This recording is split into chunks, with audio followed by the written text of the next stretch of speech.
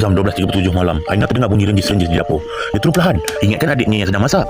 Bila lampu menyala, periuk besar di atas dapur sedang mendidih sendiri. Tiada siapa di situ.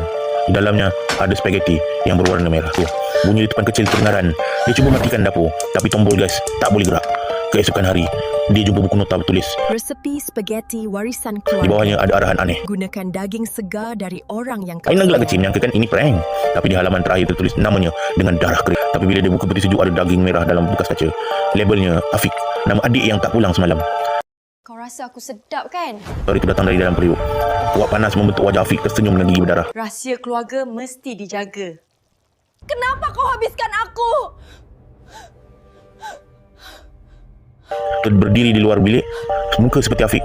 Giliran kau masak untuk Aina cuba buang buku resepi itu, tapi setiap kali dibakar, dia muncul semula atas meja dapur. Spaghetti mula menghuni rumah, tapi tiada siapa di dapur. Aina cuba lari, lantai lampu dapur bergerak, urat-urat menjala daripada periuk. Dinding dapur macam bernafas. Sekarang kau tahu kenapa spaghetti dia tak pernah basi.